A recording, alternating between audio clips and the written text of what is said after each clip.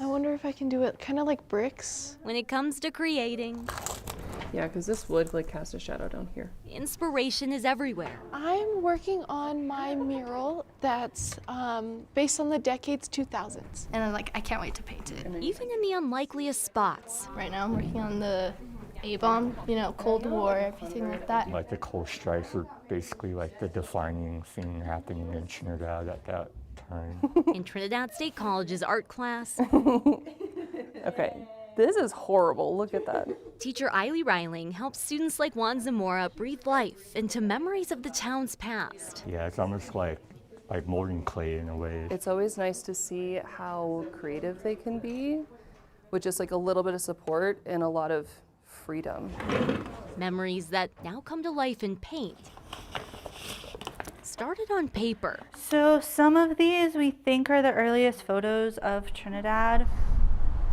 The town of Trinidad's birthday is an occasion Millie Duran and the town have been preparing for and celebrating for months now. Absolutely, the city had a big birthday party for Trinidad in February.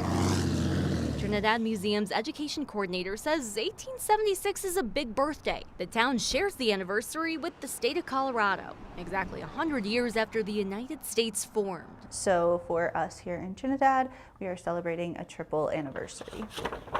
15 decades ago, Trinidad was a big town in a brand new state. It was just kind of known that there was fresh water here. And so especially if you were coming, across Kansas, thousands of miles, this was a really big stop. First a destination along the Santa Fe Trail and later a mining hub. Larger, more Victorian architecture is kind of built in its place. Millie says the town still embraces its rustic roots. Absolutely. And there's so much interesting history here that it's really not surprising that people are so proud of it. On the town's triple-versary, Yeah. Trinidad will celebrate its history by bringing its past to life.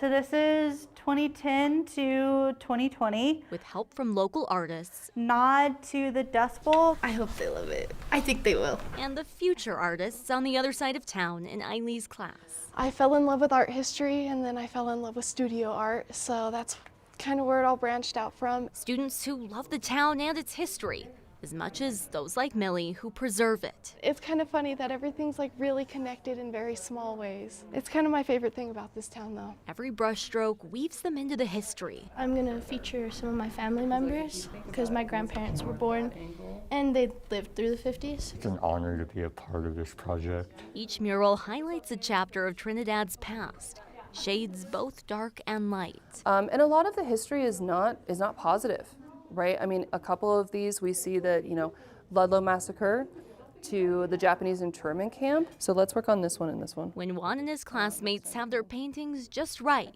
their panels will hang around town.